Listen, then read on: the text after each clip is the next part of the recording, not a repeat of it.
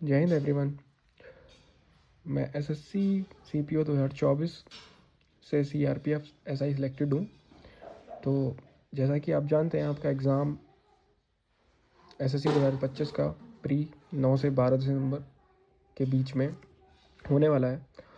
तो उसमें हम ये जानेंगे इस वीडियो में आज कि उसको अटैम्प्ट कैसे करना है, जिससे कि हम कम टाइम में, जो अभी टाइम बचा हुआ है 20 दिन में, इसमें कैसे तैयारी करें, किस तरीके से हम अपनी चीज़ों को और बेटर करें कि वहाँ पे जो हमारा आउटकम आए वो ज़्यादा से ज़्यादा आए।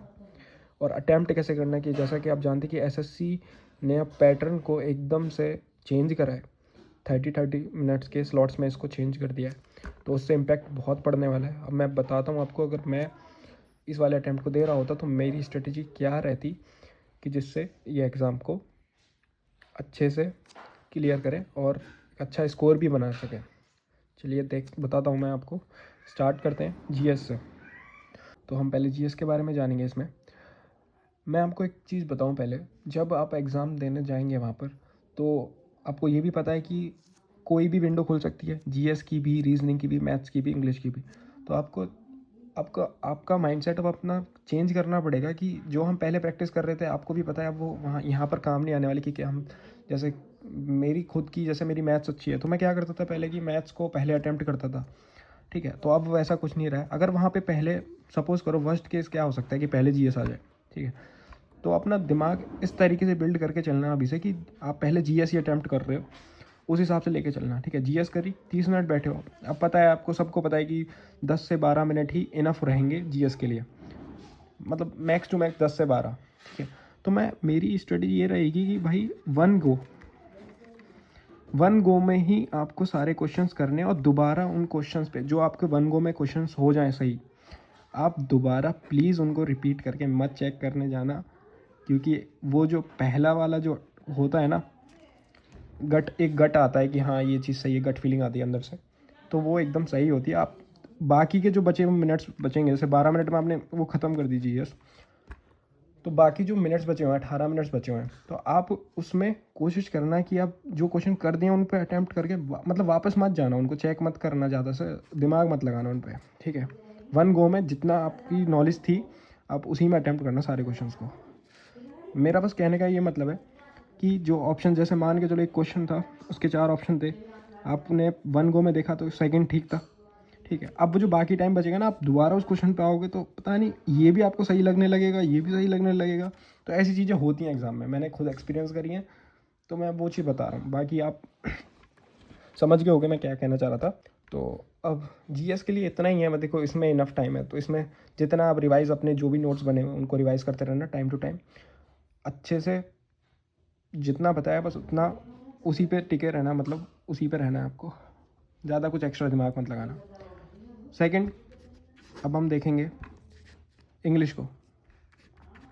देखिए इंग्लिश में आपको पता है जो न्यू पैटर्न जो अब चेंज हो गया है, जिस हिसाब से न्यू पैटर्न आ रहा है, तो आपको सीजीएल प्री और स्टेनो और क्या बोलते हैं, ये जो अभी एग्ज़ाम हुआ था सिलेक्शन पोस्ट, इनके क्वेश्चंस का पैटर्न देखना, अच्छे से पैटर्न को देखना। और वोकैब, भाई मैं कह रहा हूँ वोकैब को अपना इतना स्ट्रॉन्ग कर लेना। अभी ब्लैक बुक हो गया, जिसको मैं ब्लैक बुक प्रीफर करता हूँ अपने लिए, मैंने 3-4 बार वही रटी थी अच्छे से, ठीक है। तो जैसे अभी मेंस हुआ था, सीपीओ का मेंस हुआ था, उसमें क्या करा था पता है इन्होंने, कि जब आप मॉक दोगे आपको पता लगेगा कि उन्होंने क्या करा। जैसे एक ईडियम था, उस ईडियम में से उन्होंने एक वर्ड गायब कर दिया, वो वर्ड ढूंढना था, मतलब कोई मीनिंग नहीं था, वो वर्ड ढूंढना था। तो थोड़ा सा ना इन चीज़ों को भी दिमाग में रखे, खाली वर्ड्स को मत याद करना, उसका मीनिंग याद मत करना, उसको भी ठीक से देखना है वो था क्या। क्योंकि हमारे मेंस में ऐसे ही आता, आप जब देखोगे ना 2025 का मेंस, उसमें देखना आप वो कैप कैसे पूछी गई थी। Third, reasoning. देखो रीजनिंग रीजनिंग में आपको पता है, अब पुराना जो पैटर्न था उसमें क्वेश्चंस अलग तरीके से पूछे जाते थे, एक पैटर्न था उसका। अब क्वेश्चंस भी चेंज हो गए हैं काफ़ी। आपने ये देखा होगा, सीजीएल का प्री देख लेना, उसके अकॉर्डिंग अपनी रीजनिंग को तैयार करना 30 मिनट्स के अंदर। ये नहीं कि चीज़ें पहले ऐसी तो बिल्कुल मत चलाना, मैं यही बोलूँगा। 30 मिनट्स में 30 मिनट्स अभी की रीजनिंग के हिसाब से तो मैं कहता हूँ इनफ ही है, मतलब जो अभी पूछी जा रही है 30 मिनट्स इनफ है। आराम से करना, ठंडे दिमाग से, ईजी हो जाएगा, कोई दिक्कत नहीं होगी इसमें, ठीक है। तो यही बस, आपको जो टफ चैप्टर्स हैं ना थोड़े, उनको देख लेना, जैसे सिलोगिज्म हो गया, ये चीज़ें हो गई, इनको थोड़ा सा रिवाइज़ कर लेना अच्छे से, बढ़िया से, तो हो जाएगा, कोई दिक्कत नहीं है इसमें। स्टेटमेंट वाले क्वेश्चंस हैं, उनकी थोड़ी प्रैक्टिस कर लेना। वैसे स्टेटमेंट में रहता वही है, उसी में से मैं अभी स्टेनो का भी एक एग्ज़ाम देकर आया था, उसमें ऐसे ऐसे क्वेश्चन पूछ रखे थे कि जो उसमें पूछा हुआ है ना क्वेश्चन में, वही आंसर में, मतलब वही बिल्कुल एज इट इज़। पता नहीं कौन से एग्ज़ाम में पूछा जाता है क्वेश्चन, तो इसमें तो कोई दिक्कत है नहीं। तो रीजनिंग में भी 30 मिनट इनफ रहेंगे, इंग्लिश में भी 30 मिनट्स इनफ रहेंगे। अब सारी बात आती है मैथ्स की।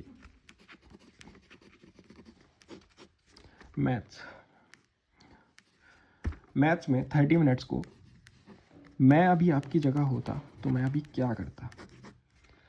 मैं अभी के हिसाब से, मैं पहले क्या होता था कि हम 50 क्वेश्चंस के लिए जाते ही थे, कुछ भी हो जाए 50 क्वेश्चंस पूरे अटैम्प्ट करने हैं एनी हाउ। लेकिन भाई इस बार ये गलती मत करना, 30 मिनट्स पर्टिकुलरली एक क्वेश्चन के लिए 30 सेकेंड्स ही मिल पा रहे हैं, ठीक है। तो कोशिश करना भाई वन गो में ही करना है। जैसे जीएस के लिए मैंने बताया था, one go, mark for review करना मत, बिल्कुल भी।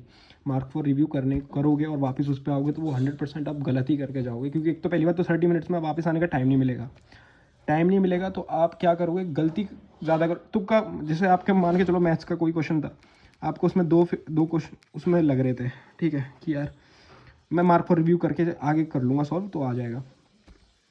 लेकिन यहाँ पे गलती क्या करोगे, जब पहली बात तो टाइम नहीं मिलेगा, दूसरा अगर आप वापस भी आओगे तो यहाँ पर आप गलत भी टिक कर सकते हो। तो वन गो में कोशिश करना।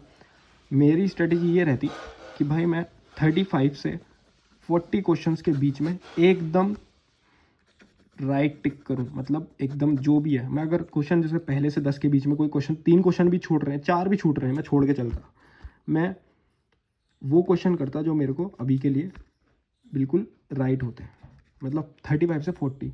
जब टाइम बचता तो मैं आगे के क्वेश्चन देखता जो मैं छोड़ के आगे गया था। तो इस हिसाब से मैं मैथ्स के लिए मैं यही रखता कि भाई 35 से 40 एकदम सही करने, क्वेश्चन छोड़ के आगे बढ़ना, स्किप करते रहना, किसी क्वेश्चन पे अटक मत। कोई लेंथी जाए, बहुत क्वेश्चन जाएंगे जो लेंथी जाएंगे, वो आपकी प्रैक्टिस के हिसाब से आपको पता है कि आपको कि कौन सा क्वेश्चन लेंथी जाएगा, कौन सा जो जल्दी होगा, तो उस हिसाब से अपनी मैथ्स को करना है, ठीक है। तो लास्ट में बस इतना ही बोलूँगा, 30 मिनट्स है, 50 क्वेश्चन चैलेंज तो अपने आप में बहुत बड़ा है।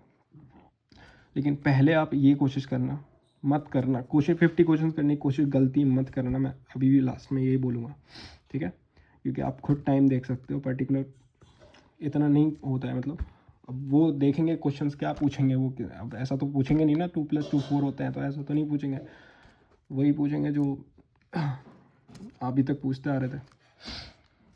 तो बस लास्ट में बस यही बोलूँगा कि अपना एग्ज़ाम बढ़िया से करके आइए और कोशिश करना ठंडा, मतलब दिमाग को ठंडा रखो और बढ़िया करके आना, एकदम चिल मूड। और मेरी तरफ से ऑल द वेरी बेस्ट।